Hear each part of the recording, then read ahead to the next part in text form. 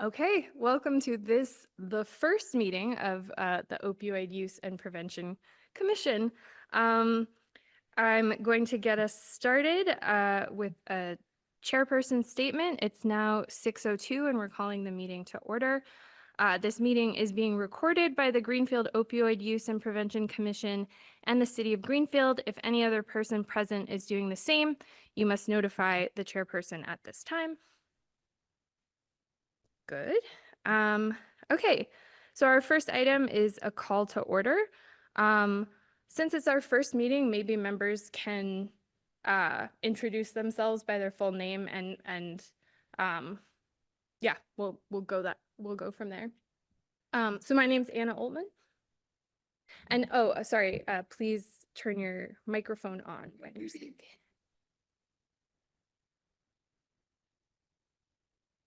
Yams Rashad. Abby Godfrey. Sarah Ahern, present. And Michael Thero, I'm the health director. Turn it up a little bit as much as possible because I'm hard of hearing. So I'm Ginny DeSorga. I'm the mayor, and maybe you'd like to. there you go. I'm Ginny DeSorga. I'm the mayor, and if you wanted to say. Yeah, please. Yeah, into a microphone. Yeah, Yeah, this feels otherwise very, it won't very pick it up. official. Yeah. I'm Megan Boutot. I live at 316 Chapman Street in town. Yeah. Okay, our first order of business is election of officers. At a minimum, what we require is a chair and a vice chair who can take up the chair's duties if they're not there. Does anyone have a motion to nominate someone for chair? Can we just motion you? You can motion anyone. Do I have to turn this on? Mhm. Yes. Yes. Yeah. I'd like to motion Anna be chair. You're doing a great job. Second. I would motion Sarah Ahern as chair, if there's a second. I'd second that. He's talking. Yeah. You can go. So you can do second twice. You can do that. It's so hard.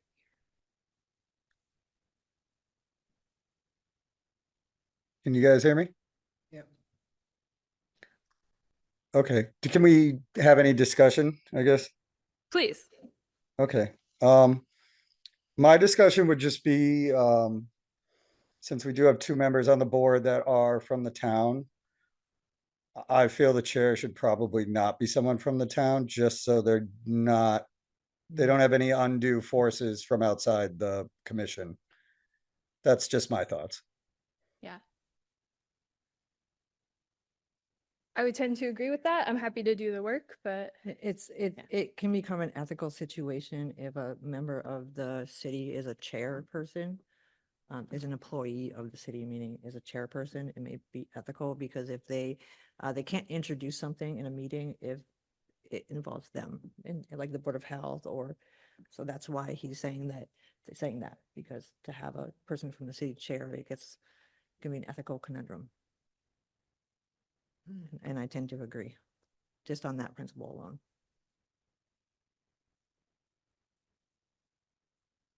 Can I ask a question? yes, please. How does that apply to the rest of us? Like, there was some confusion for me around, like, when I was going through the ethics course to be on the committee.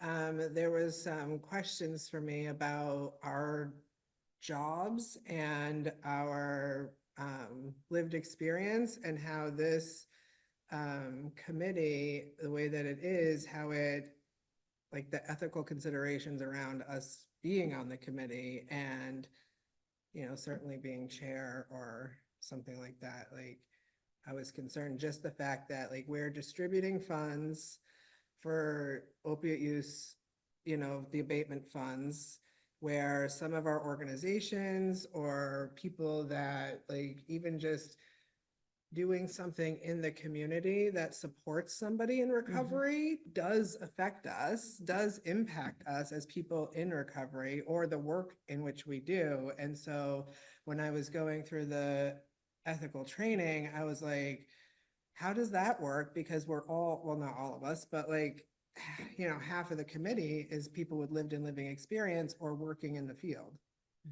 So I was concerned about that. I can help answer some of that.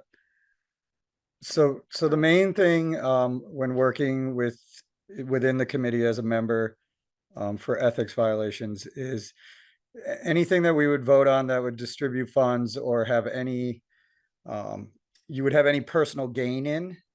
So if the money went to your organization, you wouldn't be able to vote on something like that.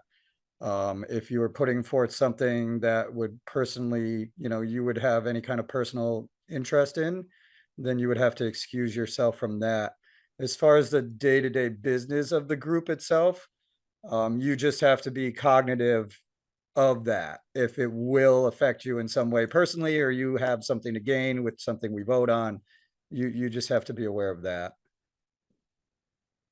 I think that's what I'm saying. Like everything is going to certainly at least affect the people with lived or living experience. Yeah, that's true, but I think it's because they are employees of the city, and this is an official city committee. That's the linkage of that. But what you said is true. We all have an invested interest in the money, but they work for the city. And that's, No, that's I'm where not that's where the questioning ethics that come that, piece. yeah. I'm questioning the piece of any of us being able to, like, the same type of thing. You all work for the city, and so there could be some ethical considerations there. We're all people with lived and living experience, and so there could be some ethical considerations there as well, is what I'm Yeah, saying. so I if. think what you're he saying said, it in a if really something broad. comes to our commission, hold on one second. Yep. If something comes before the commission and say, I'll give you an example, the RISE matching grant. Okay, so in our ordinance, it gives us the authority to seek that a matching grant if we voted to do so. So if the Recover Project wanted to be a part of that, both you and Yams would have to recuse yourself from voting or even discussing it. Yeah, you'd have to recuse yourself, but it can be discussed. Once we have a full commission, we'll still have a quorum, even if, that were to come to fruition. So does that make a little bit more sense to you? Yes, and Okay. that part was very clear to me. Okay. It's more of the piece that, let's say something else, right? Like we're voting on use of money, funds for something not related to our particular places of employment, but something that's going to benefit people in recovery as a whole, right? Like that's more than half the commission.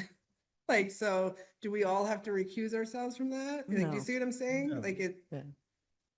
No, that would be a broad look at it. But if you, so say we were doing something specifically for one person that you deal with in your life or in any kind of way, and that one person was going to get benefited, then that would be a conflict. But as a broad whole group of people, just because they have lived and living experience, that wouldn't fall under a violation. thank you.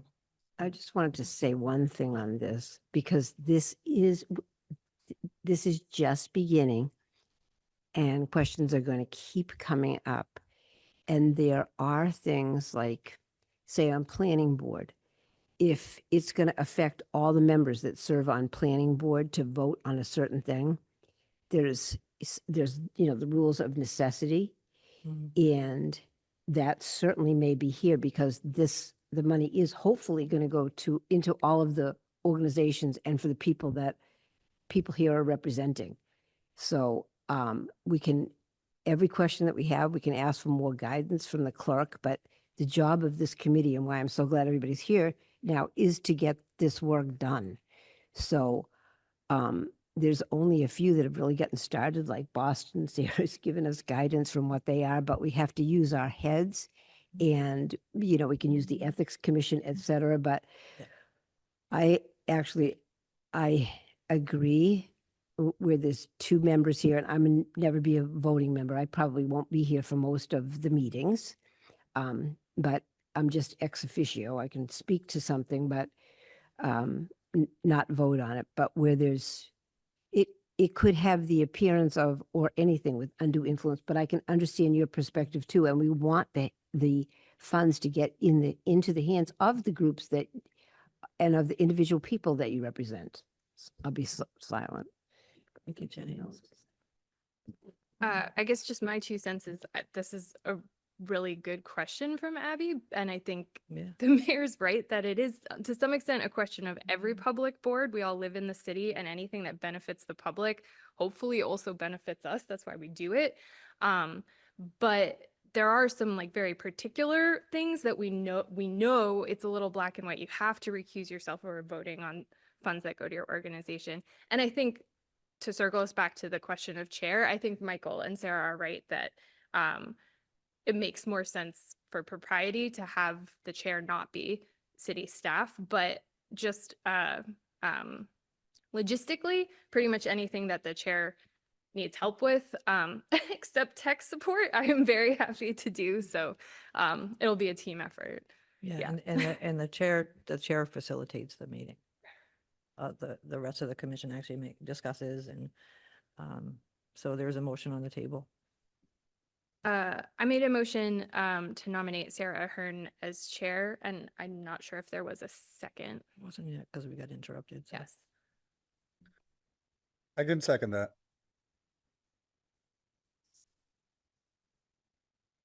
Was that I a second that if Michael? you hear me. So we can take a roll call vote. Or I think because Michael's online. Okay. Michael, how do you vote? I vote yes for Sarah. Okay. Yams, how do you vote? Yes. Okay. Abby? Yes. Sarah? I can vote on myself. I think so. Yes. Okay. I was making sure. And I, Anna, vote in the affirmative. Congratulations, Chair Ahern. Thank you. And would you like me to take over as chair? Okay, all right. Well, I'm gonna need your help and your help and your help and everybody's help. Thank you, and thank you for the commission. And just to reiterate, the chair is a 1-year appointment. So in a year, we get to choose someone else. So we all get a turn, we can all have a turn at chairing the commission. And I think that's important, right? It's a year thing, and then you can appoint somebody else. So the next order of business is read into the record the text of the code of the City of Greenfield, Part 2, Boards, Commissions, Committees, and Other Governing Bodies, Chapter 156, Opioid Use and Prevention Commission. Does somebody want to help me read this? Abby? I thought we were voting more people. Oh, that's right. Thank you. Sorry. No, that's okay. Yeah, point of order, yes. So, We can wait to select a vice chair until we have a full commission. are you making a motion to do that, to wait? I guess, yes, and then I'll see what Okay, people think. do So I have a second to Anna's motion to wait until we have a full commission to vote in a vice chair? Second that. Okay, so we have a second. A we vote can for that, discuss it. to table that, discussion? No discussion. Any discussion, Abby? Okay, No, I don't think so. I don't have okay. anything. Abby, Abby, Yams, how do you vote? This is the motion to table? Yes, Yes. Abby, Yes. okay, and yes and Yes. yes. So we have a unanimous yes. We are going to table the vote for the vice chair until we have a full commission. All right, now we can move on to the read into the record the text of the Code of the City of Greenfield, Part 2, Boards, Commission, Committees, and Other Governing Bodies, Chapter 156, Opioid Use and Prevention Commission. Does somebody want to help me read this?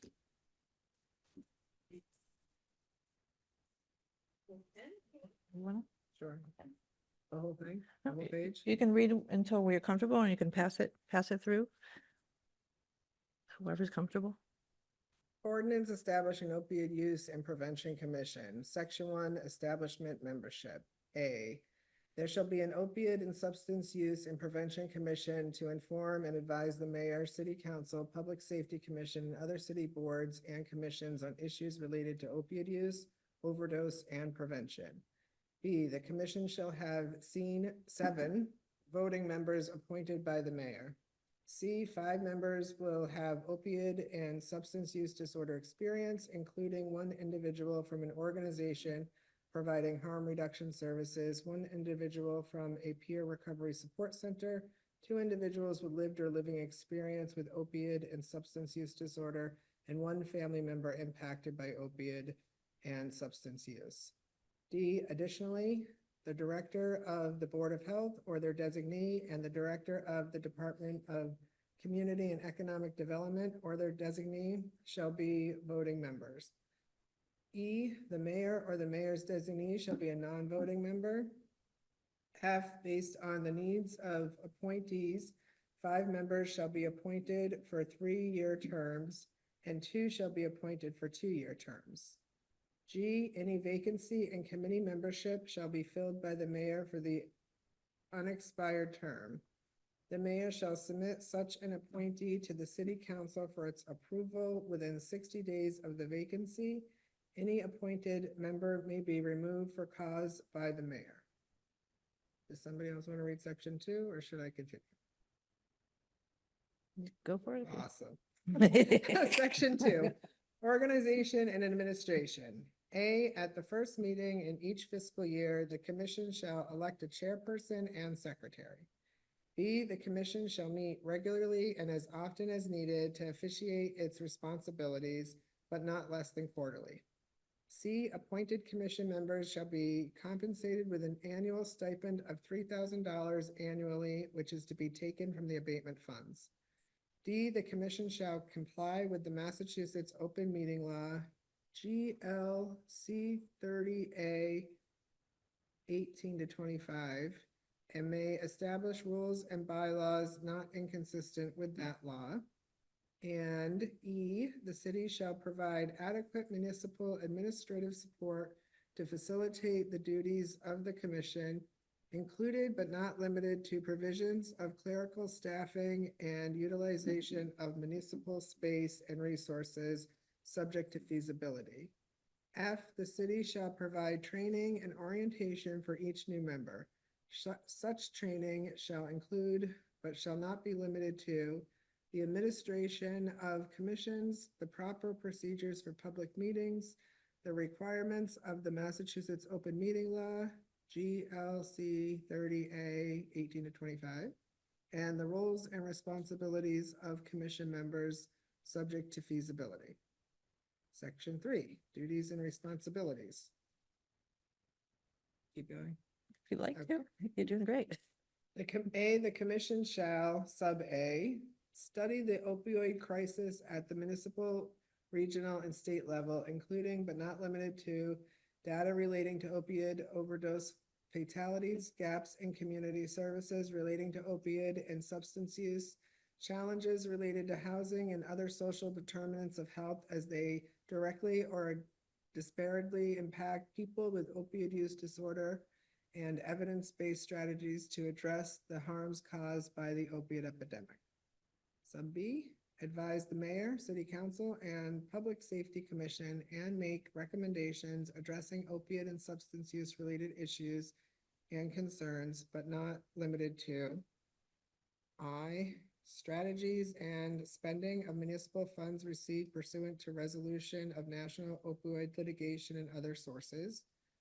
II, municipal approaches that directly or disparately impact unsheltered people who use drugs, and III, municipal ordinances or department policies that directly or disparately impact people who use drugs. C, recommend a comprehensive abatement strategy and annually make recommendations on opioid funding, programs and services for the upcoming year that align with the core strategies, approved use, and other strategies. Oh my gosh, I'm sorry. Approved uses and other strategies identified in the state subdivision agreement, and engage, or D, engage with citizens and citizen groups for the purpose of soliciting community feedback and hold at least one annual public event for such purpose. D, the commission may administer, oversee, or provide guidance or support for opioid or substance use programs and initiatives subject to agreement by the mayor and the commission. C, the city shall utilize a portion of the funds received pursuant to the resolution of the national opioid litigation to establish a burial fund in a manner and amount consistent with the commission's recommendations. The commission shall conduct and make recommendations based on information gathered through community engagement, including people with lived and living experience and those with experience creating and administering similar funds. D, the commission may, with mayoral approval, apply for grants and other additional funding to implement recommended strategies. Thank you. Thank you. Apologize for that. Thank you. I know that was a lot, but I wanted to make sure that it was read into the record so that the public can just watch the video and not hunt through, mountains of paperwork. So thank you for that. The next item on the agenda is the discussion of burial fund and developing a policy for allocations of funds. Anybody want to start us off on this discussion?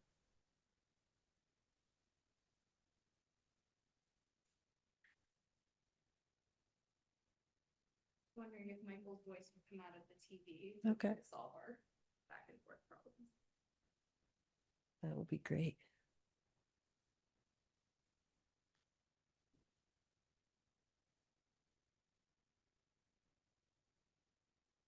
Okay, I think, the discussion for this, I think one of the things we need to discuss is, how we kind of want to administer it. And then, I would say kind of a cap on a range of money that we want to have too. I think it will be helpful to do, as in our later agenda there, it's to have some of the people from Boston that are already administering a fund help us, maybe get some ideas on what we want to establish as parameters, that would, that would provide the funds to be released to people. I think one thing, at least from my perspective, is obviously getting a bill from the funeral homes directly itemized and what the money's going to be spent on, just so we know that it's going directly to them. And then I think the money range is also something that we should discuss and come up with what we feel comfortable of a range. Just because in getting burial permits and everything through my office anyways, I talk a lot with the funeral directors. Obviously there are many different ways that, burial can go from one range of funding to a much higher range, depending on what they want to do. So I think it's important that we set kind of a range of payments that we want to give out. Anybody have any thoughts on that?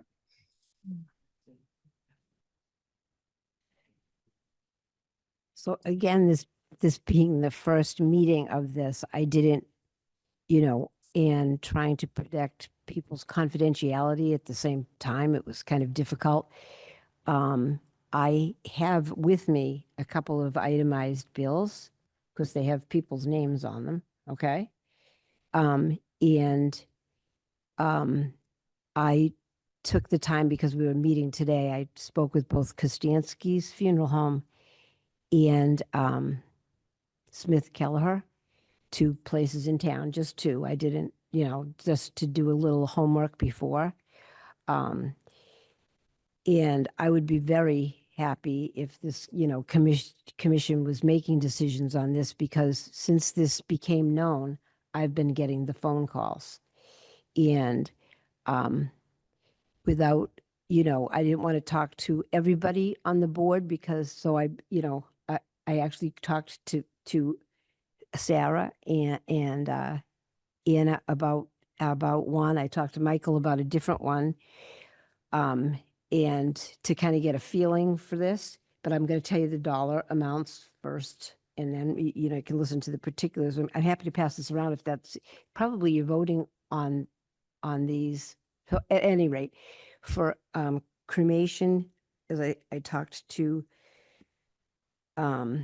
to the two different funeral homes. I came up with two different numbers. One was 3,500, the other said 4,000. And so that was the range on that. There was a wider range on funeral expenses. Funeral expenses, of which I do actually have one bill here, which included the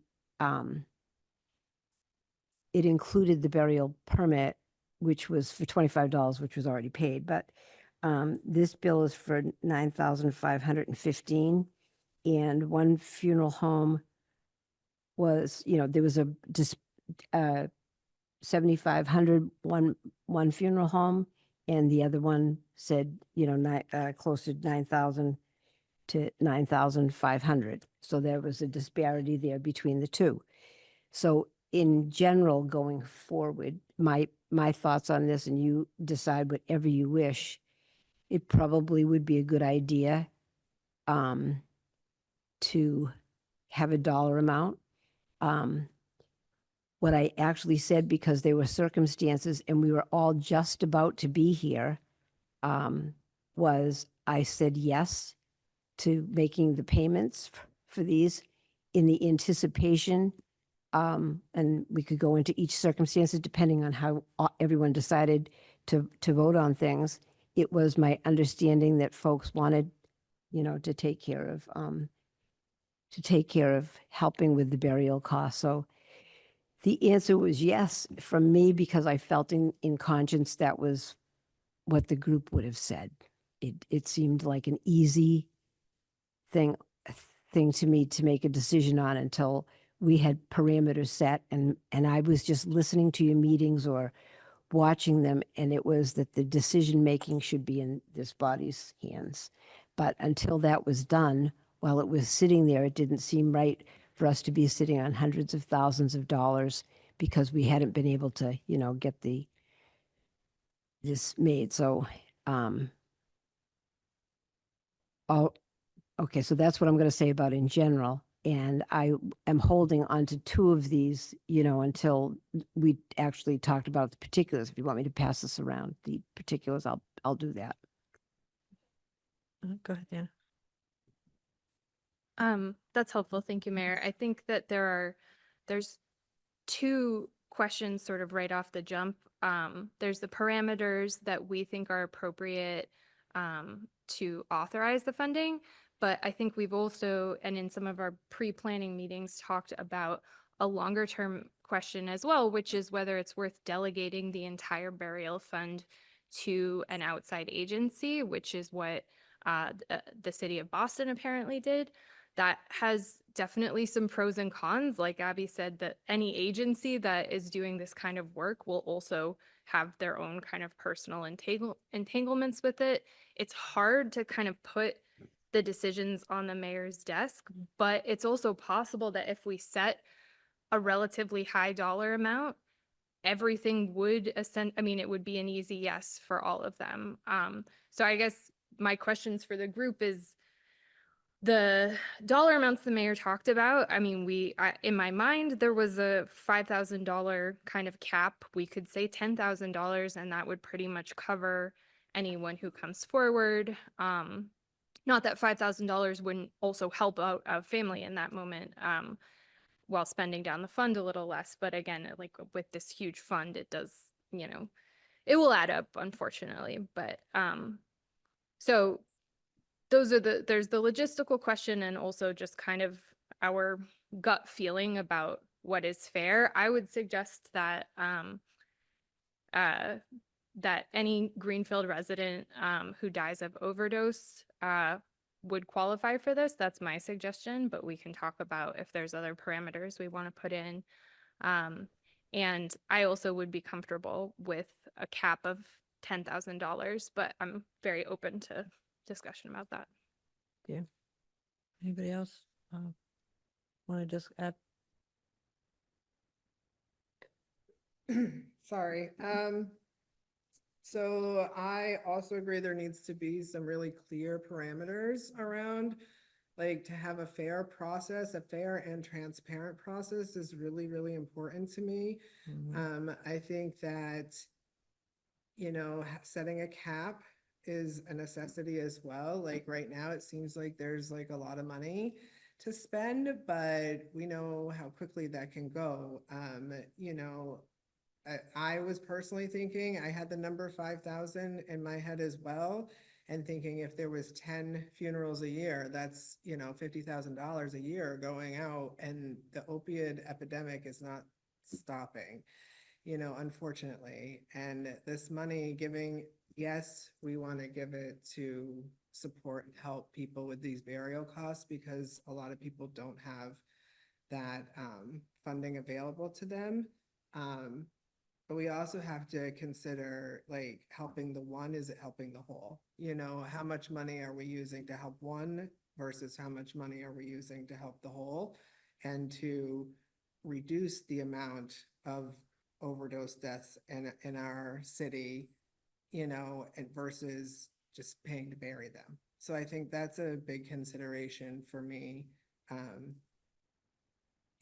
then certainly being mindful of the intention of this money. So being very particular about, and it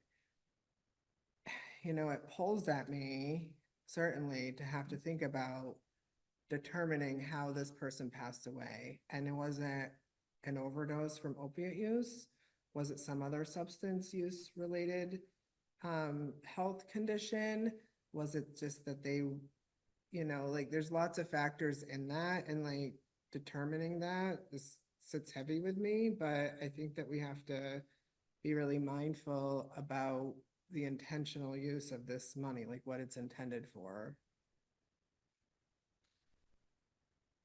I would just like to say, just so everyone's mindful as well, just so everyone's mindful as well with the burials, the one reason I would kind of lean towards maybe an outside source like Boston is doing is just burials come quick. I mean, they come in my office, people, you have a couple days to make a decision and people got to be put in the ground. You can't really kind of wait around. We can't wait around for autopsies. Those will take even longer. So I think, that's going to create a lot of emergency meetings if we're the sole vote on, giving this money out or not, because we're going to have to meet and we're going to hold a vote, in a short amount of time to get these funds dispersed to this person if we're going to go the way of us voting on every burial.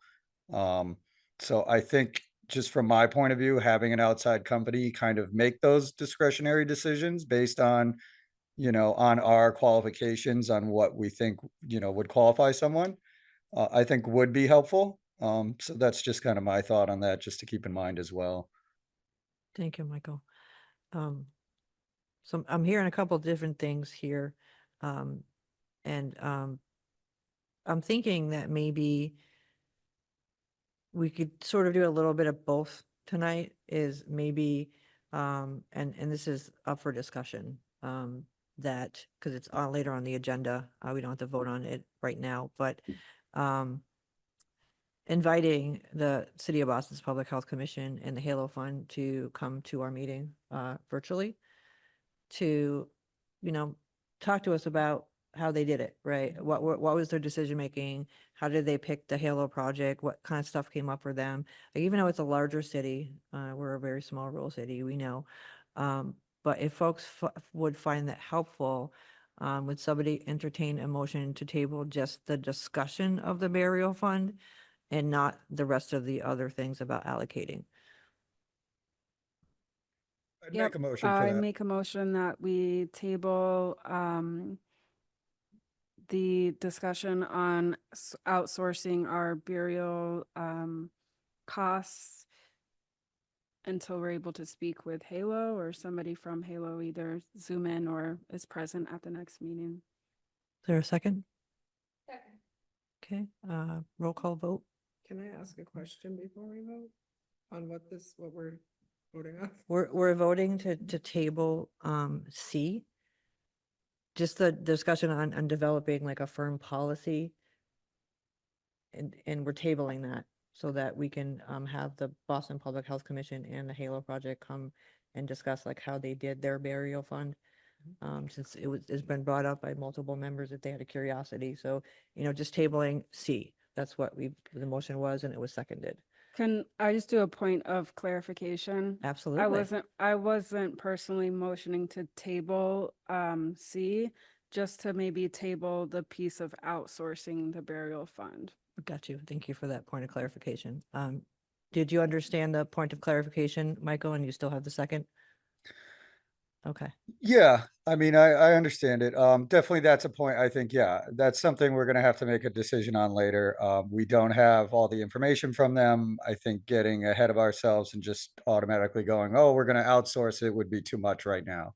I think definitely getting more information and getting more details directly from them would definitely be needed. So yeah, I would definitely second that. okay, so the motion has been seconded to just table that piece of the, can you re-say what you said? You said so well. Motion to table the outsourcing of the burial funding until we're able to speak with somebody from the Halo Initiative. Thank you. And Abby, how do you vote? Yes. Anna? Yes. I vote yes. It's unanimous. We're going to table that piece. And we can continue the discussion of the burial fund in general. Um, Anna? well, I guess this is really hard. And It's hard. if we don't leave tonight with a firm policy, which is also very hard to do, it means that the mayor will have to keep making the decisions herself, which she is allowed to do with these funds, but it kind of kicks that can down the road. But in terms of moving the discussion forward, the next motions are about specific requests that have come to the mayor. So I wonder if it would help our discussion to move to those so we can just kind of like hear what is coming in and work through it that way. Not that we need to do that too quickly, but just So Yeah. are you making a motion to suspend the rules so that we can skip over to D&E? no, I don't think I'm making a motion. Okay, all right, just checking because, Yeah. alrighty. So any further discussion, Yams? Yeah, I share in everybody's thoughts around the difficulty of this. We are talking about burying our community members. This is hard. It's heavy. I am in agreement with, I'm hearing several of us saying maybe about a cap of 5,000. I agree with making sure that we can help families when they're going through a real tragedy of loss. But I also want to make sure that we have enough money to keep our citizens and our community members alive, and we can use a lot of funding to supporting their wellness. So I personally would be of the mind to maybe have a limit of in the range of 5,000. It would seem to be like it would cost like it would cover the cost of the cremation from both Kostanski's and Keller, and then most of the costs for at least one of the funeral homes. I really would like to have like some type of discussion or like maybe draft of a policy, because I'm hearing that, well, not even hearing, we already know that there was a need, which is why we wrote this into the commission. And now that it's out there and the public knows, like, the need is right at our doorsteps, even louder. And so I would feel more comfortable if we could at least start the draft of something, and then maybe if we could just do like a temperature check. I don't know how these things work, but of like what everybody is feeling in terms of costs or allocation. And I'm also of the mind of maybe having like a $5,000 cap per funeral, and maybe like a cap on yearly, because it could get to the point where it's like hopefully not, like hopefully not. Hopefully it does not get to that point because hopefully people are not dying from overdose to that level. But it could, because we are still in an epidemic and still in a crisis. Yeah. Thanks, Ian. Michael? So I would just like to say, I agree with the cap. I think 5,000's a reasonable number, and I think a yearly cap would probably be beneficial as well, just in case things kind of spiral out and we have way more one year or something that it just ends up taking a lot of that money out. And then we can't really spread it around. So I agree with the cap. My second thing, just because I know we're not going to iron this all out in the first meeting, especially, the parameters and everything else we kind of want to do. So I would kind of like to make a motion that until we settle until we settle the parameters for what would qualify, or we decide on doing a third party, that um any other citizens that come up to the mayor and ask for a burial fund, that it would still be directed to us before a final decision would be made, just to pull some of it off the mayor. She doesn't have to make off the cuff decisions. Even if we have to hold an emergency meeting or something, I would make the motion that any further requests still come to us, just like the ones that we're gonna do tonight. So at least there can be some discussion between the board, before they get granted. Okay, so there's a motion on the table. Second,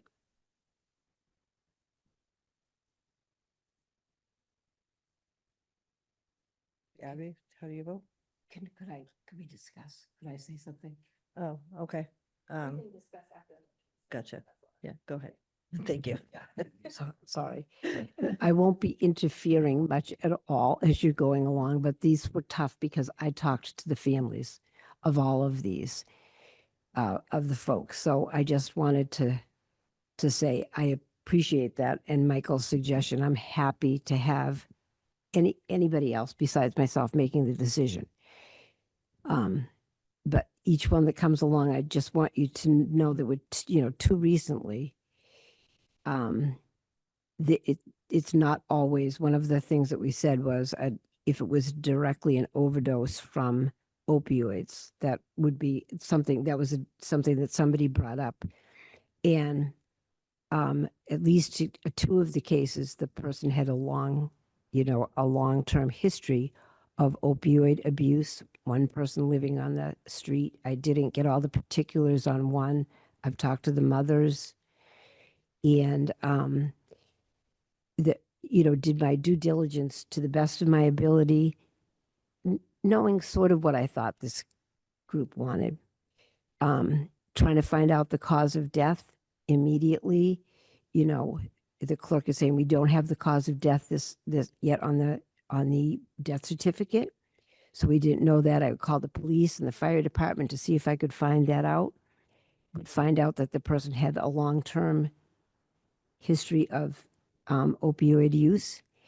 And as a retired nurse, and I know that you all know this, that it's people develop many other health problems. So it was, each one of these was not a clear cut one.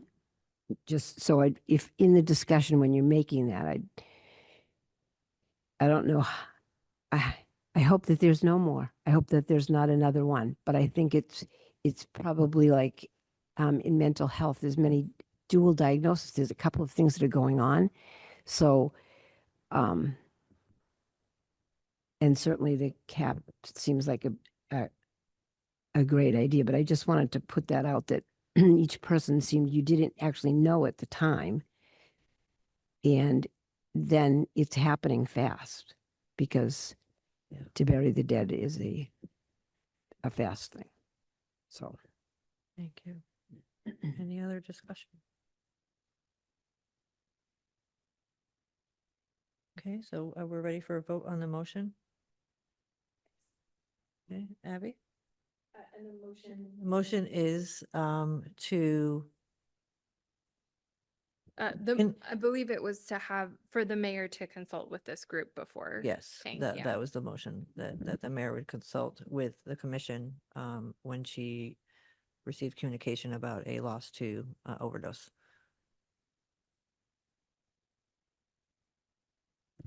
With, do you, because I bet before we have the next meeting, do you want me to try to be in touch with each one of you individually or for an email to go out? Because it's people's family members with their names that I didn't actually make 5 copies of I have just the original copies here. I just want to be clear because I'll probably be getting another call.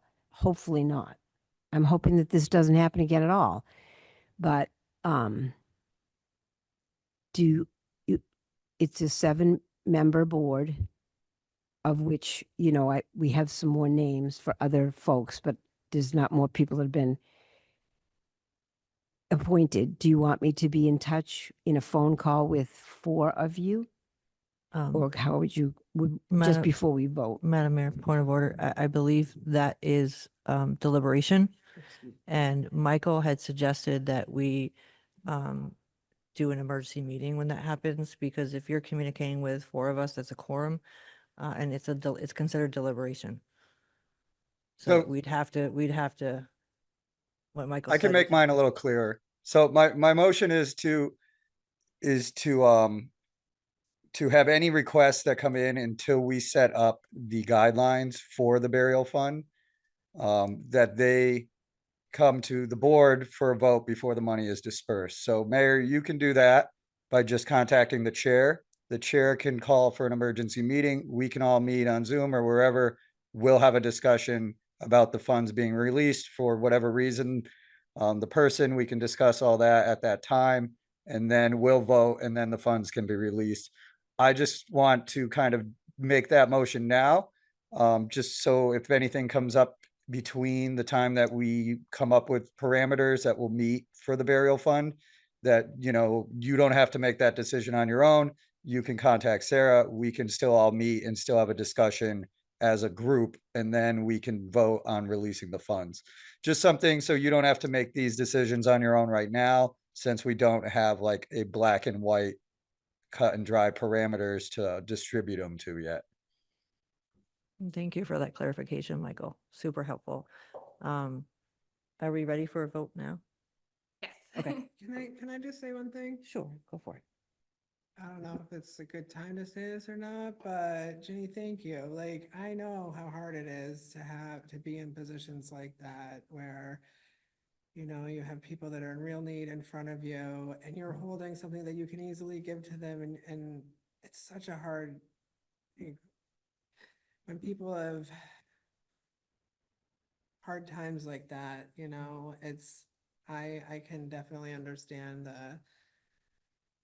the desire and to really just want to be able to help them as much as you can. And I appreciate that you're stepping up and doing that for our community. And thank you for telling us about the process that you went through. I think that that's really helpful. And I certainly appreciate the process that you went through before making those decisions, which are so hard to make. And so I just wanted to express my appreciation for what you've been going through while we're, sitting here trying to form a committee and these regulations and things. You're the one standing at front, as people in their hardest of times are coming to you. And I appreciate that. Thank you. Absolutely. Thank you. Thank you for that, Abby. Would you like to vote? Oh, sorry. It's okay. I vote yes. Yams, Yes. Anna, Yes. Mike, it was Michael's motion, so I vote yes. And we have a unanimous decision. Good. Alrighty, and yeah, I just want to echo what Abby said. Yeah, it's super hard. I've walked that road myself with my own family members, losing somebody, and just the secondary trauma of hearing about it and having to make a decision is very challenging. And but yeah, thank you for your heart, because your heart is always forward for me. I always see that first. I know you're the mayor, but your heart speaks louder than your role for me.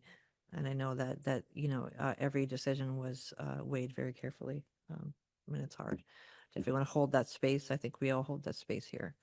We've all lost community members, family members, to overdose, to long-term consequences of substance use. And, you know, this work is heavy in this commission, but we have an important thing to do here with this money, and there's more coming. So the next item on the agenda is a motion to recommend to the mayor to allocate $13,945 for July 2025 funeral expenses. Sorry, did we finish the one before? Are we Yes. tabling the whole discussion from the burial funds? Or we just tabled the piece of it? We just tabled a piece of it. So we're not gonna finish the discussion? We move on now? Oh. I'm sorry, I'm just not sure how that. No, it's works. okay, because I got confused too, so it's all right. You know, so any further discussion about, do we want to set a policy? There were some members that were discussing a cap, a $5,000 cap for each funeral, and a cap for the year. And I think those are two separate issues. So let's have the discussion on the $5,000 cap. Would be okay with voting on a cap for 5,000. I'd be okay with voting on a cap for 5,000.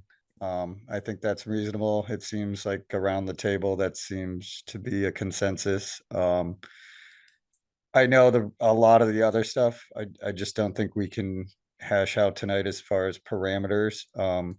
Just because even myself, I just want more information from some of the other places. I'd like to do a little more research, what people are requiring in other communities. And just kind of maybe hammer down some things that, you know, info that we know we can get without kind of setting parameters of something that we might not be able to find out in a timely fashion or something. So there's a lot of discussion, I know, but I think there's a lot more that needs to happen. But I think the cap is kind of something cut and dry that we might be able to set tonight. So I just from myself, I think 5,000 would be good. I mean, so obviously the range would be from like 0 to 5,000. I think that would be a good limit. Anyone else have, want to discuss the 5,000? Any discussion? I would just say that I'm in favor with that and I think the fact that that is the cap that the city of Boston has put forward is just a good kind of first step for us. And I agree also with Yam's point that we can go back and check the pulse of how this is going. It's all new, so. I love that. Any other discussion? So I think the motion on the table is to accept the $5,000 parameter per funeral. Can I have a second?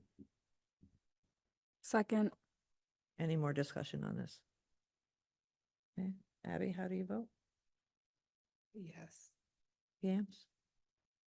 yes. Anna? Yes. Michael? Yes. And I vote yes, so unanimous. We have a $5,000 cap per funeral.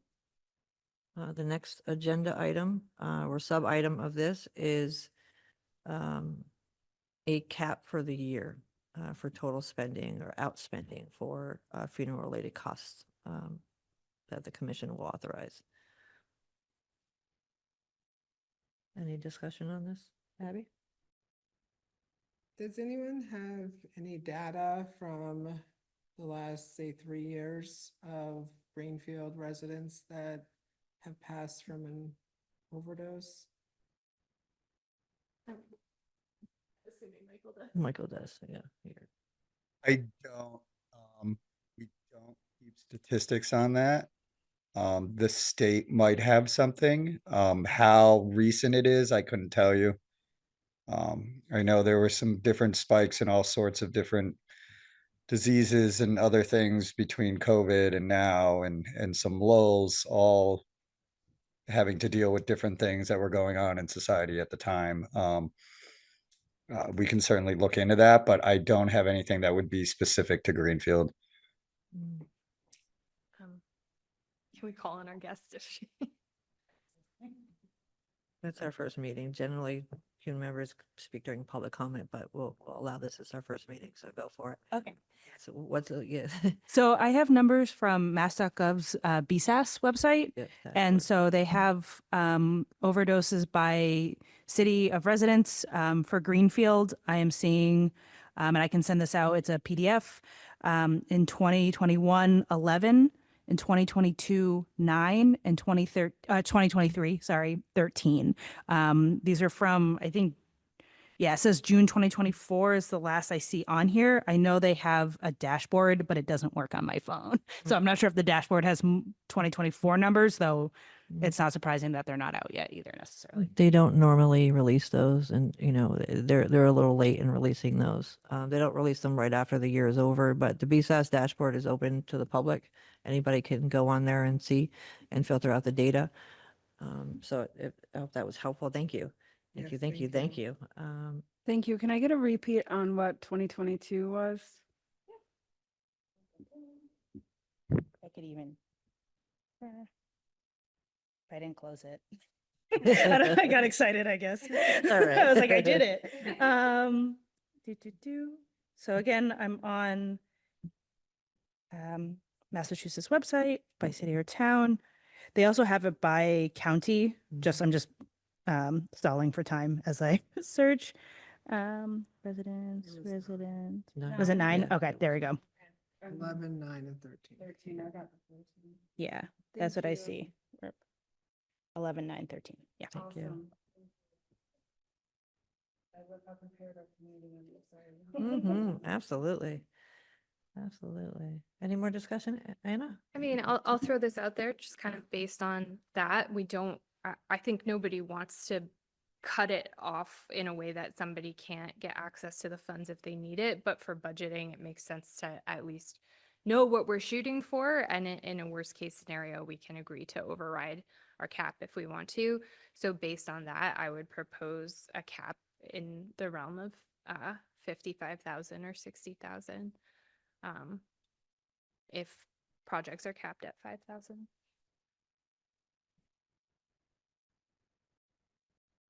Any more discussion? Yes.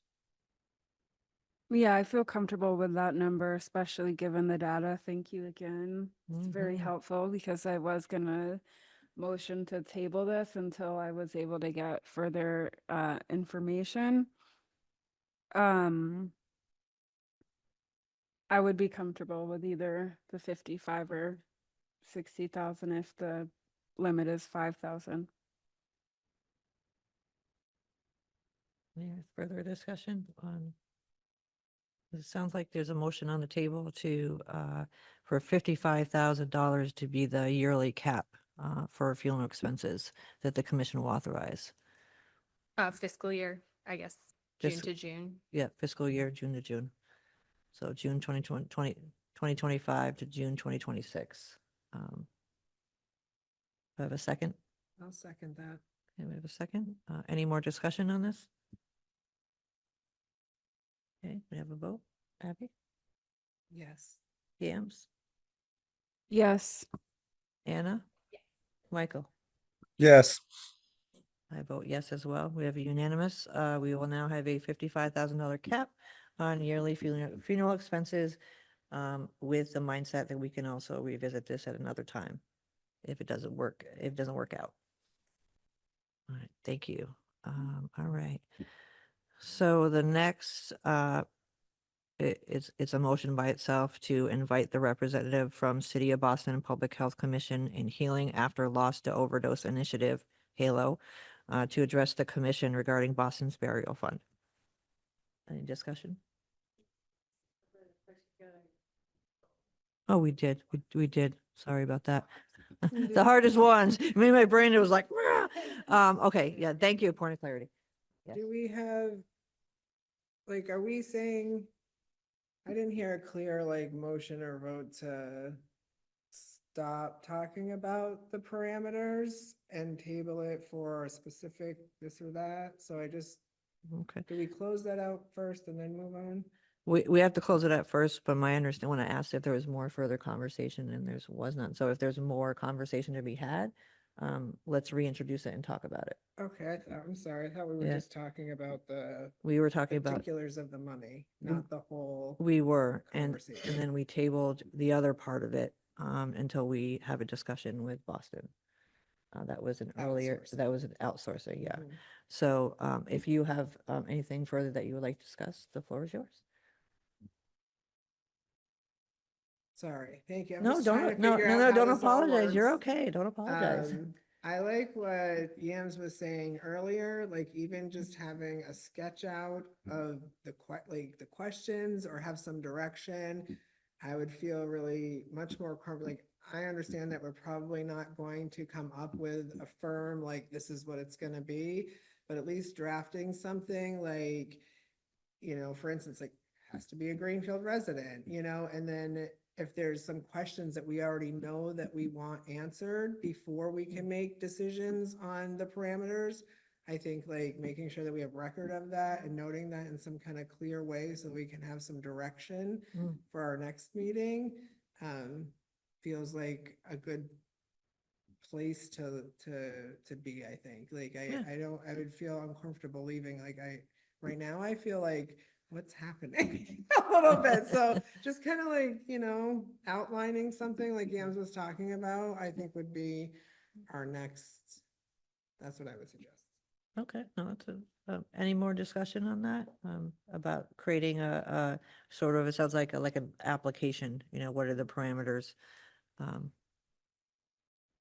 Anna? To be quite honest, I think I do want to hear from Halo, which is the Boston group, what they ask of applicants. But I'm also hearing in what everyone's saying, sort of the contours of this already, which is we're suggesting Greenfield residents, although we can discuss that as well if we want to.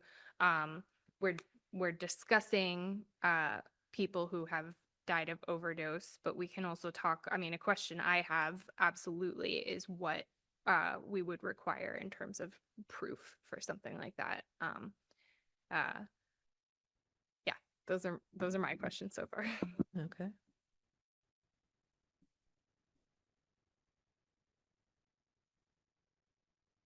So let's talk about the Greenfield resident then, because that seemed to be something that kind of resonated with folks, and Michael has his hand raised. Yeah, I think I definitely understand we want to use the time and get some things on the books that we definitely agree are going to be part of the parameters. I think the Greenfield resident is something we could vote on right now and put on it. I think that's obviously an obvious one, I think, to the group, hopefully, that, they would have to be someone from Greenfield to be spending the funds from Greenfield on them.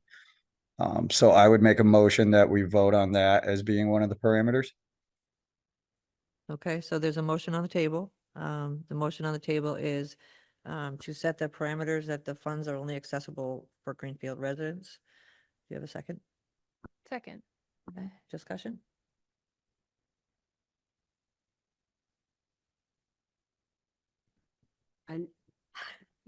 I know I'm not a member of this group. One person uh, lived on, probably didn't have a particular address. So I'm just bringing that up. I just want to make sure that we have a good, thorough discussion on any of these things. Not knowing what this group would say, I thought, yes, I don't know what the address actually was, but someone that lived on the street for here, was here, and what you're going to require of that.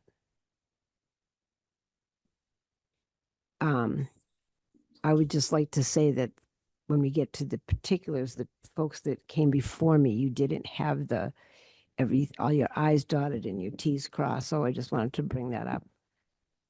Thank you, Mayor Ginny. Abby? Thank you for bringing that up. I wasn't even thinking that, in my mind, from my lived experience and the work that I do, the majority of the folks that are without homes in our city consider themselves Greenfield residents. And so when we said Greenfield resident, I just was like, yeah, of course. Right. But I think maybe, like for something like this, we have to define what that means to this committee more, I think. And, you know, somebody that has ties to Greenfield in a way of which, you know, they're without a home, but they are essentially Greenfield residents just because they don't have a home. This is the, you know, where they are, you know, not just spending their time, but this is where they have their community is here in Greenfield. So defining that in a broader way, I think is definitely something we'd want to consider. Is that a new hand, Michael? So I can actually amend my motion. So I can amend my motion that, I think that one of the parameters should be a Greenfield resident. If they are part of the unhoused community, that the board have a discussion to, decide if, you know, if they are unhoused, living within the city limits or residing within the city limits of Greenfield. So I have an amendment to a motion to allow adding on to the Greenfield resident if they are unsheltered and living in the city of Greenfield, that they are considered residents. Did I get that correct, Michael? Yeah, so yeah, so the parameter would be either a Greenfield resident or an unhoused person living within the city limits of Greenfield. Okay. Do I have a second on the motion? I will. Second. Yeah. Any more discussion on that? Yes. Yeah, it's sometimes difficult to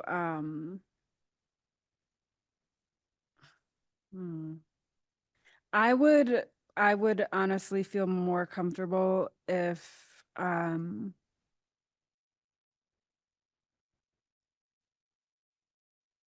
person who is unhoused maybe has a residence within Franklin County. Sometimes people might be actively living in Greenfield, but their mailing address could be somewhere else that's outside of town. It might be at a parent's address, or it could be at a nearby post office. So when we say like within city limits, the documents to prove that stuff still could be not within city limits, even though this is their home. Like they might be without a house, but they're not without a home. This is their community. So I don't know if it's possible, but I would like to make an amendment to the amendment to include houseless members of our community to be within the Franklin County as a whole, not just Greenfield. Can you guys hear me? That's a hard one, even though I'm agreeing with you because, you know, folks that are living unsheltered often use an address where they don't live so they can get mail or things like that. But I'm also holding the space for the rest of Franklin County also received abatement fundings and they chose to pool their funds together. Right, so I think the language has to be a little more clear. I'm agreeing with what you just said completely. And maybe we can fashion the language where it does say that, you know, Greenfield resident, including folks who are living unsheltered in our community who may have an alternative mailing address that is outside of the city. I'm very comfortable with how you just worded that. That was really eloquently done. I got it from you. Thank you. So we have an amendment to the amendment. Michael? I was just gonna say, I think an easy way to even to get that would be, you know, mine with the Greenfield resident or an unhoused person living within the city limits. And then I think an easy one would be at the end, pending discussion by the board, maybe. And then if we have someone that might fall within that, the board has to hold a discussion, wouldn't just be a black and white yes or no. So if someone does kind of fall into that caveat of maybe living here but having an address someplace else, we could hold a discussion together, possibly even bring family members or people in that know better, maybe even community policing officer that's like, I react with this person on a daily basis. They're here 7 days a week, and maybe 3 of those days they might go someplace else, but I see them 80% of the time. Just then we can have a discussion that could possibly reach out to more people that might be able to give us more answers on, yeah, that person is around here a lot more. Okay. So you're suggesting that we have a way to kind of have the discussion anyway amongst the commission members, but also pull in some people that knew Yeah, the person who not passed like a black away. and white thing, just saying, a Greenfield, you're either a Greenfield resident, an unhoused person within the city limits, or, a resident, or I guess just say pending discussion by the board, because either way, then we can have a discussion on it, and that discussion could include possibly looking at other ways that we can identify if they are somebody that's usually in the area.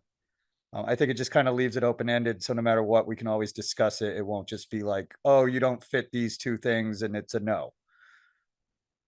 Yeah, I like that kind of common ground because it is really hard to have these conversations regardless of what we're trying to do here.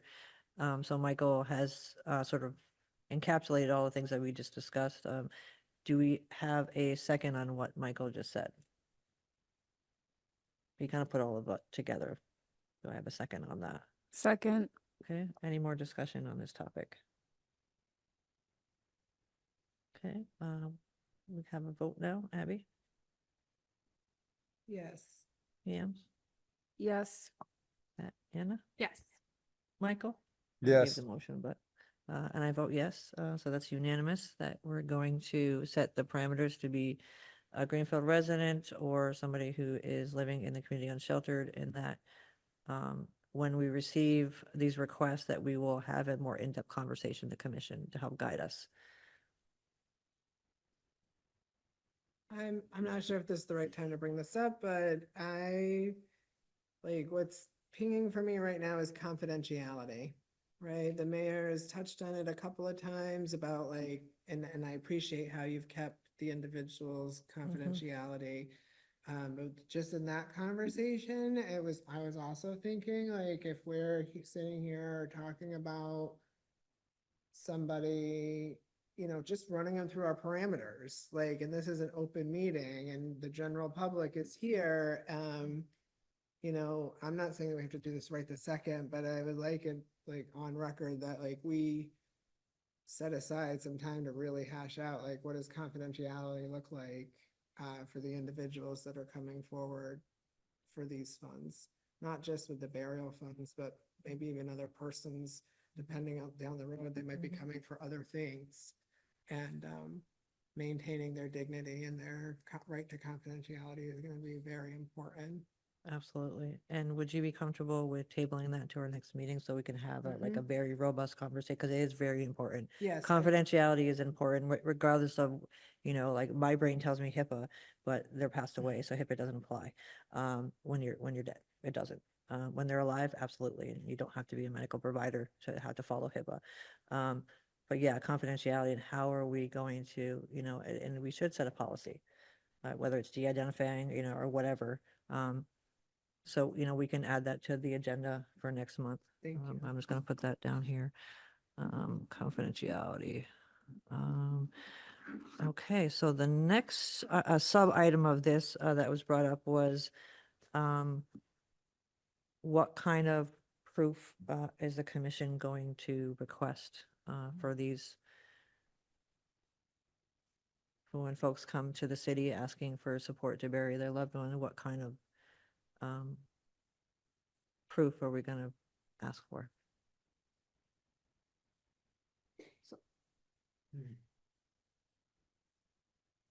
I'm going to speak to this because just trying to do the right thing at the right time. One, I called the police department, and of course the police chief or the fire chief would be comfortable speaking with me because they know me. So I asked, what if they had that One was one person's loved one was the medical examiner, and we didn't get a cause of death before that. That wasn't on the death certificate at the time. But the person was known to have a long-standing history of opioid abuse. So, and I guess getting something from the fire chief or the police chief, but at the time, it's really, you're going to have a really good discussion on that because it's quick and people need help. And then again, whether it's a single thing or a combination of things, but in not clear cut circumstances in any one of the cases at the time. Thank you. Thank you, Mayor, for that. Any, Abby? I think that's gonna be the case a lot of times, with folks that might be coming forward, and we want to be as careful as we can, because the funds are meant for opiate overdose. But knowing what we know about substance use, how quick the decision has to be made, I think you did a really good job at using like reasonable considerations, right? Or reasonable thinking. Like, this person has a long-standing history of opiate use. We don't know the exact cause of death, but any reasonable person could make an assumption that, even if it wasn't exactly noted as an overdose, the long-standing history probably played a factor, right? Like, it's reasonable to think that. So I think like if we can develop some language that leans into that, without being too broad, so that so that it keeps it really clear, and so that if there was ever anything that came about that's like, oh, you didn't use the abatement funds the way that you were supposed to, according to these, we can say, well, we did. We used every reasonable thing at our disposal, or to, and I also think that this might be something that we might want to, like, Boston already is doing this, so they must have come up with some language or some parameters around how they determine the cause of death, to make a decision. So this might be something that's, valuable to wait to make a decision until we hear from others that have already gone through that. You want to make a motion for that? Okay. You want to make a motion for that? To table it? Sure. Okay, so there's a motion on the table to table just the language regarding proof of, what the cause of death. Is there a second? Second. Okay, Yams, how do you vote? Yes. Anna? Yes. Michael? I vote yes. And I vote yes, so we have unanimous to table this until we have met with the HALO initiative and the Boston Public Health Commission to see what kind of language they used in the process. Thank you for that, Abby. Now, are we okay to move on to item D? Are we still want to discuss the burial fund more? I'd like to just go back to what Michael had said earlier, and one of the things when we were initially talking about it, to put something down about making sure that we're getting the bills directly from and paid to the funeral home, or, whoever. I don't know if there's any other place besides the funeral home, but like making sure that we're making payments directly to end of life businesses. Is that how Yeah. you say that? Okay. Okay. Any discussion on what Abby brought forward that, that the commission should receive the bills? Anna? So I agree that we absolutely need the bills themselves or an invoice. And my one question is, given the timeliness, if it's possible to do reimbursement for families who have already paid and can show us proof of payment and otherwise qualify. Um, yeah, that's my suggestion. Then, we might run into some challenges with retroactive. If we put it out like that, like folks could say, oh, I paid for it and now I want to be reimbursed. It might be a death from like a year ago or 2 years ago. So that there's, there would have to be parameters on that, but I see the urgency, right? Um, because the reality is families can't afford to bury when you don't anticipate losing a child, in a way like that. That's just, my viewpoint. I would like to hear from other people, on this.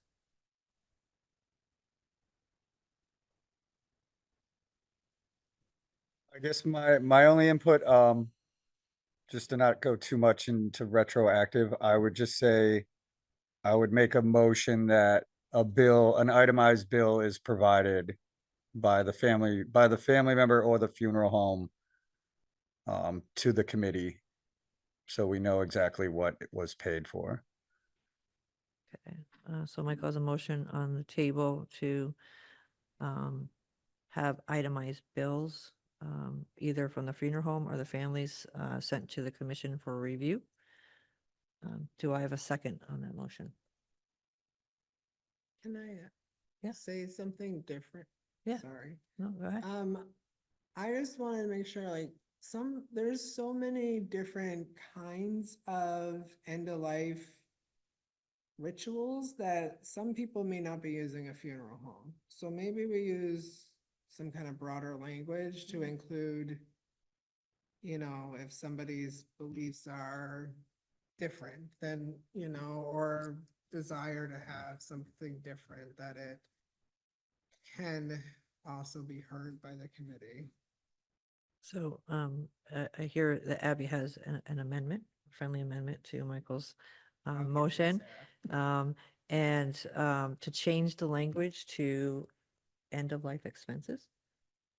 Is that broad? Is that, That feels comfortable for me. okay? Discussion on that? Changing language to end of life expenses as opposed to just a funeral home. Michael has his hand raised. I just think, I think the family one too, though, would kind of cover that. Maybe not keep it as family, but as, I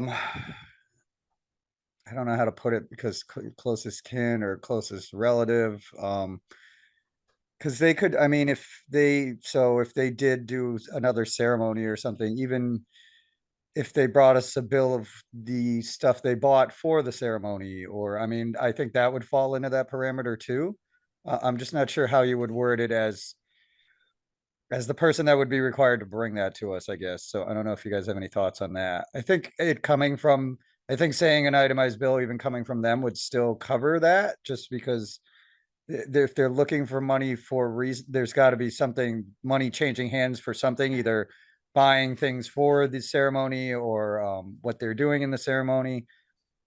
So I think there should be at least still some kind of bill, maybe not a bill, but just like, just something from them saying, this is what I bought, this is what I spend it on.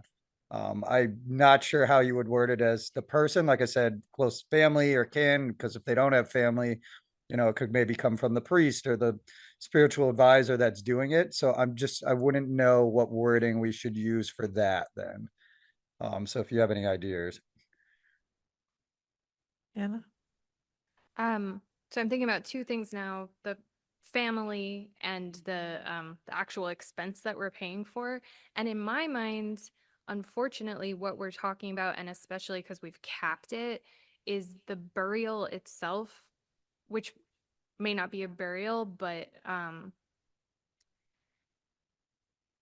Yeah, I don't want to veer into territory of like of memorials and ceremonies and that type of thing, because I don't think that's what we're talking about. We're unfortunately talking about what is done with the body after the fact. Um, I also think to be mindful that there are communities that have spiritual practices um, that don't involve burial. Right. And I think that's the broader sense of the term, is that, you know, maybe changing the language to itemize invoices that could be submitted by next of kin, family or next of kin. I hear what you're saying, but I also know that there's other spiritual practices out there that qualify as end of life expenses. Um, Abby. Yeah, I agree, Sarah. I think that we have to be culturally inclusive in our language. And there are many different practices for end of life rituals. And so maybe, like we're thinking like, and the mayor did due diligence, went to talk to a couple funeral homes, but that's a very traditional Western way of um, honoring your loved one when they pass. It's a really hard conversation to have too. Can I just It say is, that? yes. It's like, It's so a I really hard think conversation to that we have. can word it in a way that says, that I think the funds should be paid to a business or a organization or paying the funds to or reimbursed with invoices from some sort of so sorry, what is the some sort of entity that hosted the ritual or hosted the end of life um process for that. I'm struggling what exactly to call it, but um either invoices from those folks or paying directly to those folks. Because I think even when I'm trying to think of I certainly don't know all the types of rituals and things that people do for every culture, but the ones that I know of, there is some sort of director, I guess, if you will, that kind of oversees the process of that. So there could be like some kind of organization or director or whatnot that could, it's about the validity of, right? That's really what we're getting at. It's about not wanting to hand over $5,000 if there wasn't a need for it to have some kind of honoring of your loved one, whether it be a traditional funeral or some other cultural, practice. And so that's what we're really getting down to, I think. And so having that organization or entity or an invoice from such, so like if it's a reimbursement thing. Yes. Yeah, I agree with the friendly amendment to use end of life expenses instead of just funeral home. I feel like if we can just say like itemized bill from end of life services rendered, um, that might cover that. Um, but I don't know.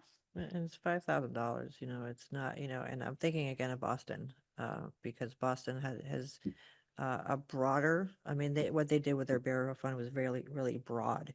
They went beyond just paying for the burial, but also supporting the family that's left, right? So say it's a child that lost their parent, there's money for the child, behavioral health needs, all the things, like that's not for discussion tonight, but I'm wondering if we could hear from them about before we set this parameter, because it's really hard. It really is.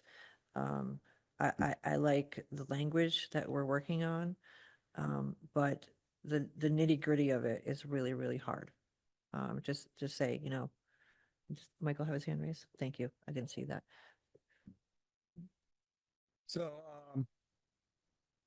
just in interest of our I can't progress and hear him. everything, I think this discussion, especially when it comes to like you said, the nitty gritty of some of this, I think we really should table some of I think the rest of the burial discussion till we get a little more facts on it. I think it would be very helpful to find out what Boston and other towns are doing. I think, maybe one look at an application or something is really going to change what we're really thinking. So I don't want to get too far ahead of ourselves. I think we've done good with setting the cap. I think we did great with setting the cap for the year. We also have it on the table that any requests that come before the mayor after this meeting are going to still have to be discussed by us before the funds are released. So I think those are all really good things that we made progress on tonight. I just think some of the other stuff that really gets into what we're gonna require of the people, I think we all need just more information on that. But I think we did made really good progress on at least setting those things. Um, and the Greenfield resident part with the unhoused part, I think that's a great part too. So I think those are all great things, but I think just from hearing everyone, I think we all are gonna need a little more information from some other people just to kind of keep our thing broad and get what we really want in it. I don't, just because we're meeting for the first meeting, I really don't want to rush everything just to get it done. I think it will be way more helpful to get more information in the long run. Those are just my thoughts. Thank you, Michael. So I heard a motion on the table to table the rest of the burial fund discussion until we can meet with some other communities to see kind of what they went through, what their process, what did they come up with. Can I have a second? Second. Abby, how you vote? Yes. Anna? Yes. Michael's motion, so he gave the motion. I vote yes, so that's unanimous. We will table this until we have a set date. Just to close the circle on Abby's point about invoices, the city can't pay without an itemized invoice anyway. So that part will definitely be the case one way or another, but I agree that we need to hammer out the rest of the language of it, just to put you at ease about that. Thank you. Thank you, Anna. Yeah, thank you for that clarification. All right, so the next item on the agenda is item D, motion to recommend to the mayor to allocate $13,945 for July 2025 funeral expenses. And the floor is yours, Madam Mayor. So,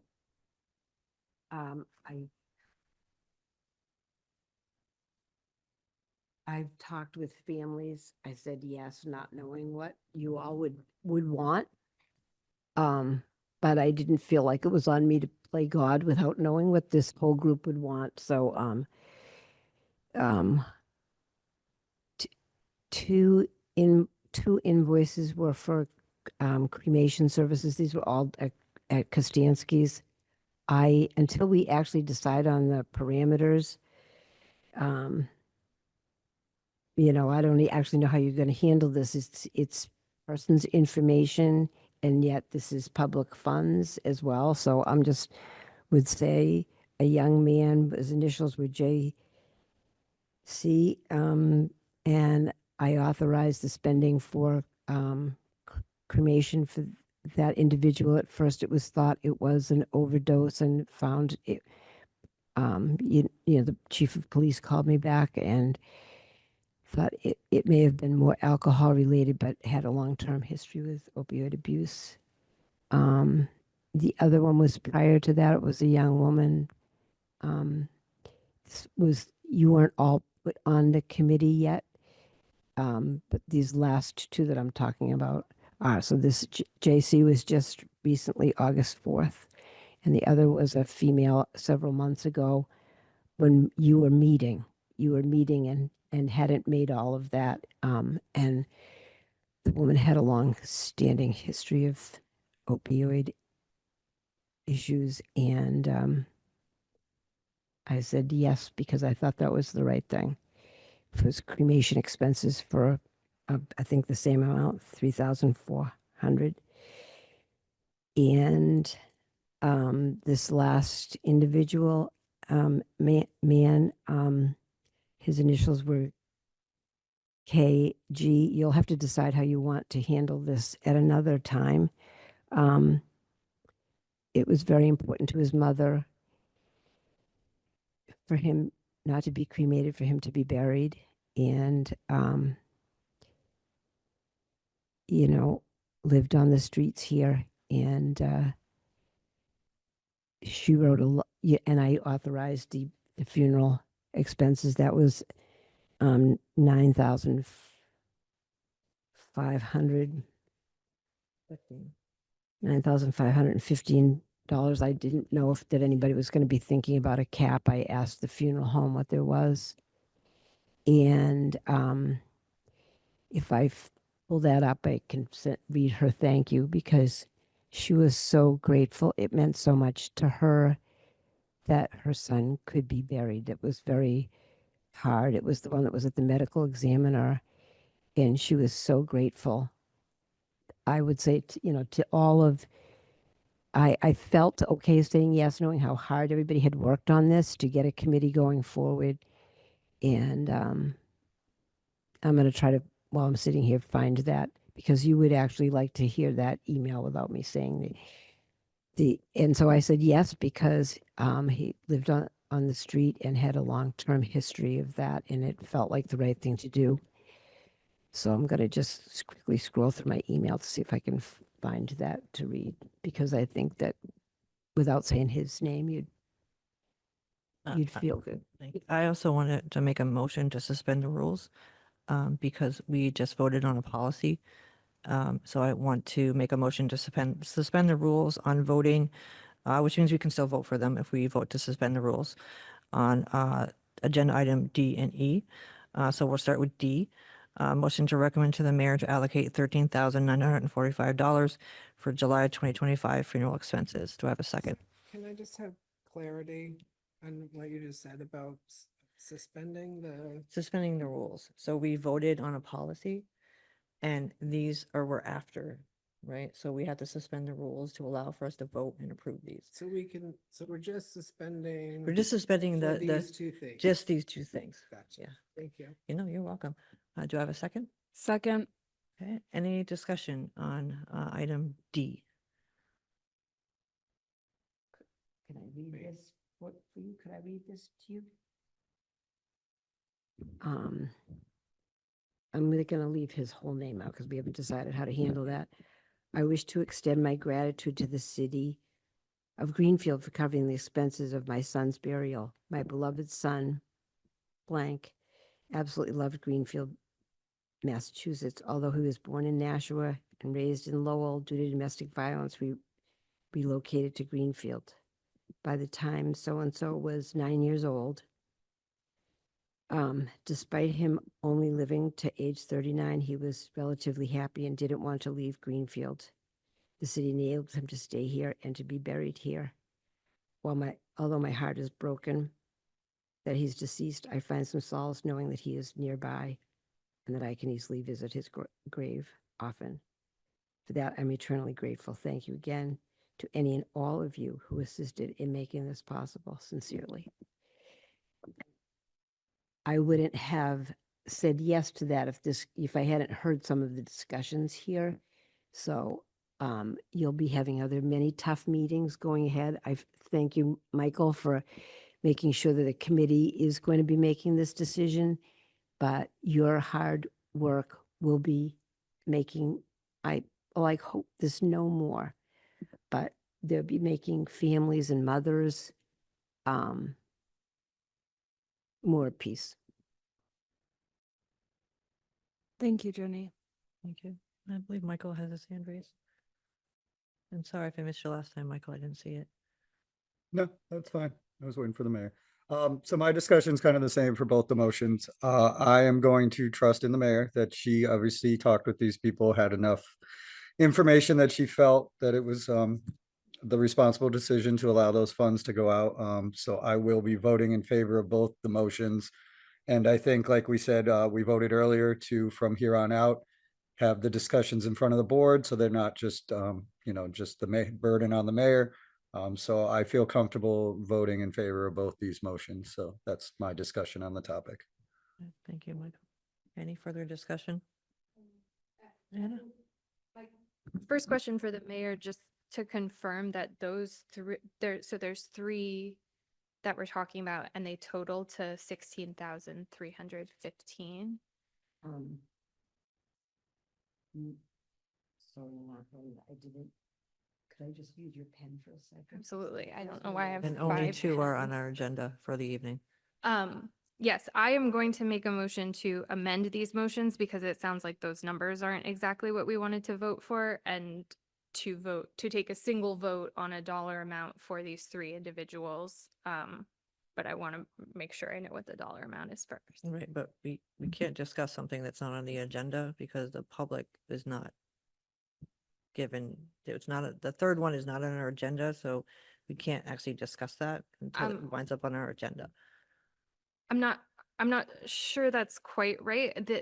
The 2 motions here aren't for 2 different people. Oh, It's just they're- for Oh, so the totals. 13,000 is 2 people? Yeah, thank you for that clarification because I was confused. 13,000 was for 2. Gotcha, thank you. Yep. I was confused And about that the for a minute. last number, the last number is, sorry, I don't have the agenda in front of me. I just look at this for a second. Right there. The last person, I'll just. Yes.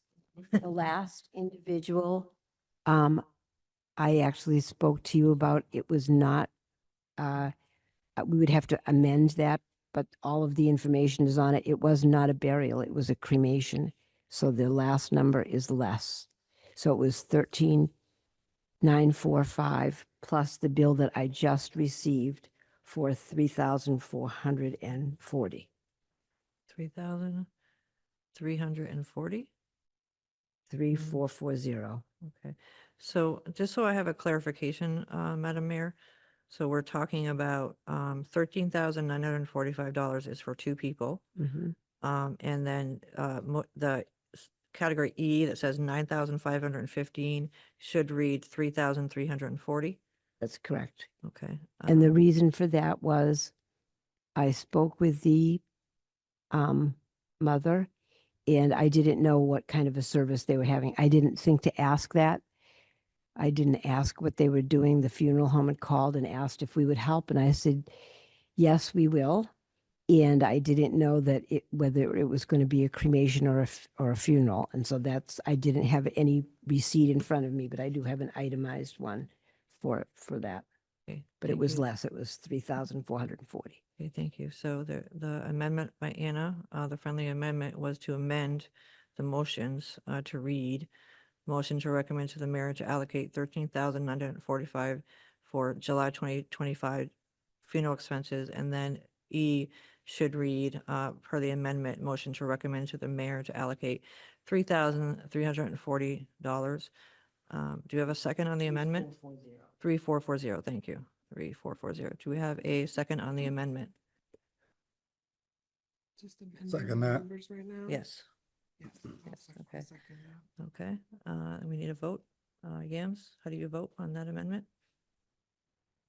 Yes. Anna? Aye. Michael? Aye.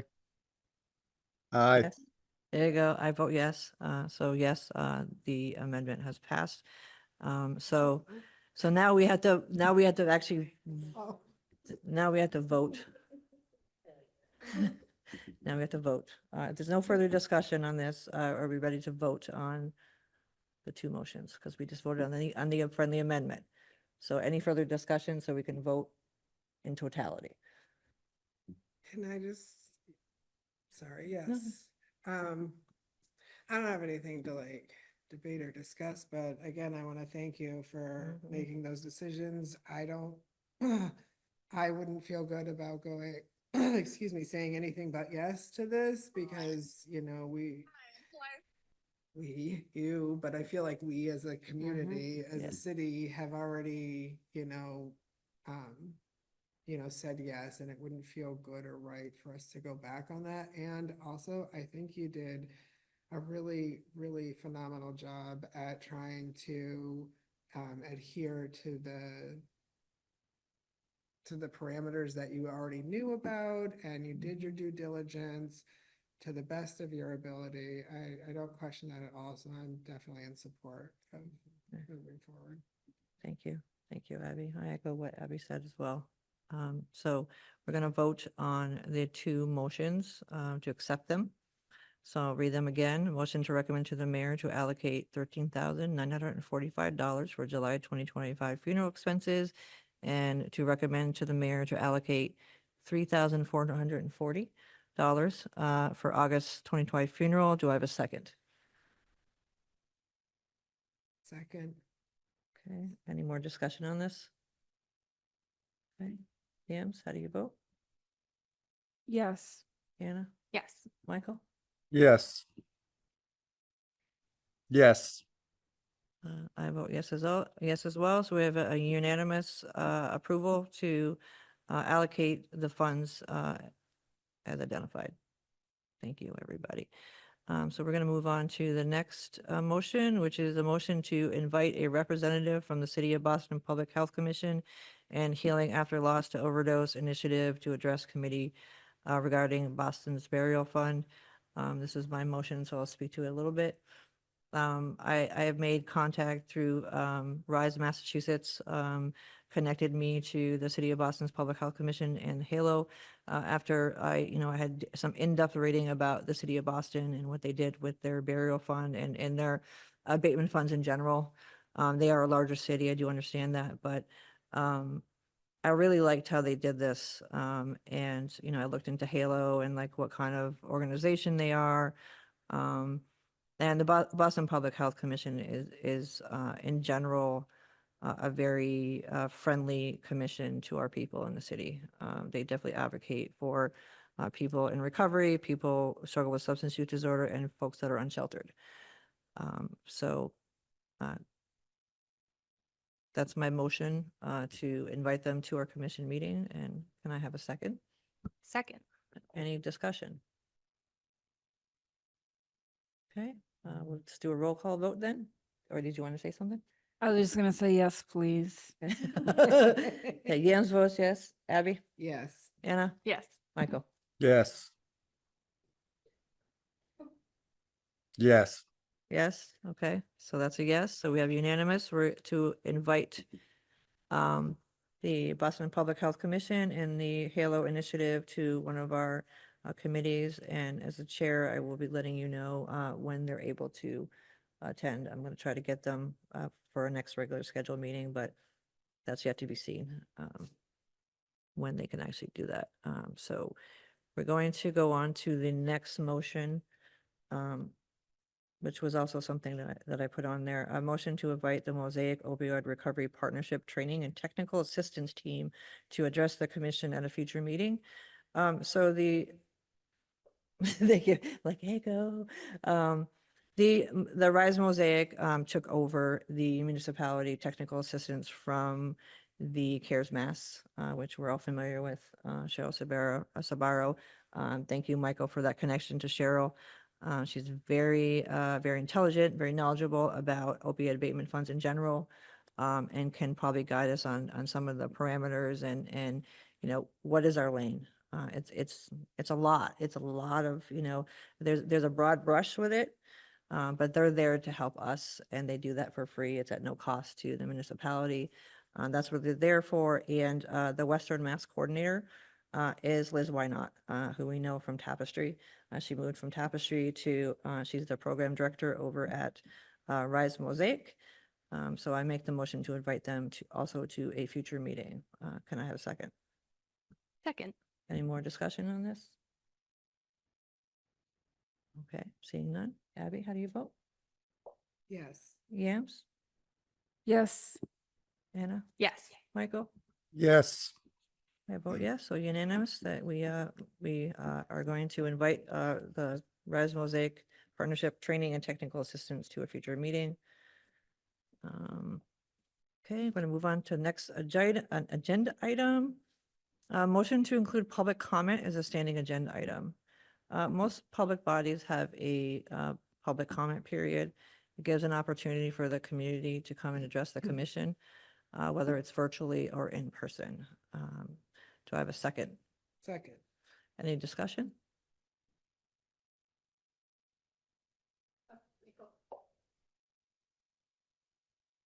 I just want to make a note, that the city council has passed a ordinance, I believe, that requires every board and commission to have a public comment period. So we can vote on it, but I believe that the city council already requires that through an ordinance. I'm not sure that it is every board, but we should do it anyway. Yeah, I think so. I think so as well. So we had a second. So let's vote on that the Opiate Use and Prevention Commission will have a public comment period every meeting. Abby? Absolutely. Yams? Yep. Anna? Yes. Michael? Yes.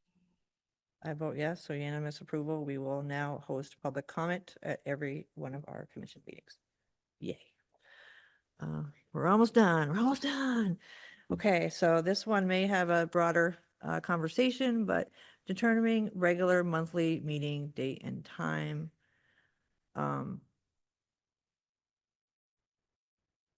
Discussion? Abby? The earlier in the day, the better for me. I just want to say that it's, I have a kiddo at home, and so, the hours that I work, I don't get much time with my kiddo, so. And also, I think that, I can't believe I'm about to say this. I think we need to meet more regularly at first, how we establish some things, because there's been a lot of, input that we've already received from the community members, and we haven't given them anything back for all the input that they've, come up with. And so I think it's important that we establish at least some things like meet more regularly at first and then move to quarterly once we have oh, this is what we're gonna do and this is what we're gonna do, so that more guidelines. I'd like that, and I was actually I was thinking about monthly, just like council, right, once a month. So it's every single month that we're meeting as a regular, so that the public knows. The commission meets on, the third Tuesday of every month at 5 p.m. at the John's On. And then we can always revisit that, right? As I agree with you. I think the first year or two is going to be a lot of work, a lot of decisions. I think it's prudent, in my opinion, to have a bare minimum monthly commission meetings, and then we can revisit the quarterly ones as we go through the process. What do other folks think? Michael's got his hand raised. So I just want to say first, sorry, I'm not there with you guys. I have 2 meetings this week. I could only find someone to watch my dog for one, so I had to do remotely for this meeting. I have another Board of Health meeting on Wednesday that I have to be at. So sorry I couldn't be there. I plan on hopefully attending the rest of them in person. I would be all on board with the monthly meetings right now. I think that's a great idea, to at least we hammer out some of the things that we need to right off the bat. Then I think it will be a little easier with some requests and actually holding meetings a little further apart. The only thing I ask is that we try to stay away from Wednesdays, just because that's when I have my Board of Health meetings. Other than that, I can make myself available anytime. I'm not voting, but I'm glad that you're going to do this more often because I have more questions. I also brought before because we have other vacancies. So there are more applicants. I didn't want to make those choices by myself. I wanted to hear what the group thought. And so having another meeting or having input from that outside of this would be very helpful for me to help this going forward.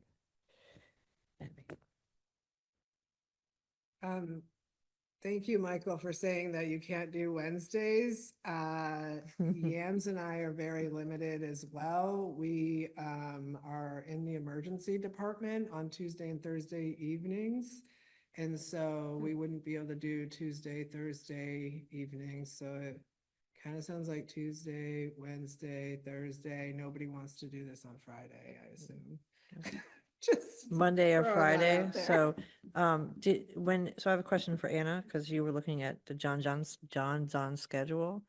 So this is what day is it? It's the third Monday.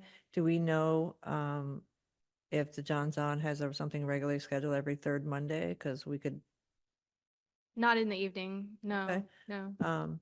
so would folks be comfortable with the motion to, hold our meetings, every third Monday at 5 PM?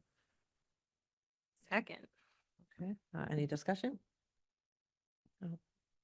Okay, so that's every third Monday. Write that down. Every third Monday at 5 PM. And we're gonna take a vote now to make it official. Abby, how do you vote? Yes, thank you. Yams? Yes. Anna? Yes. Michael? Yes. I vote yes. So we have unanimously passed that we will hold the Opiate Use and Prevention Commission every third Monday at 5 PM. Yay. And since there is no other further agenda items, I'm going to make a motion to adjourn.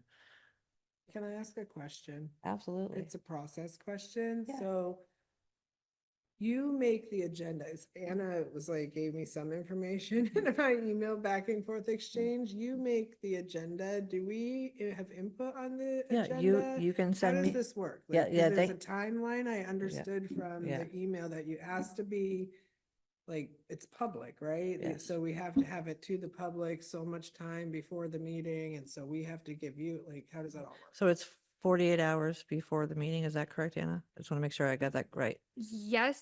And- And there's city policy that includes sending it to the clerk first, which means 72 hours, I think. So is fair. Abby, how that works is that if you have an agenda item, you just email me directly.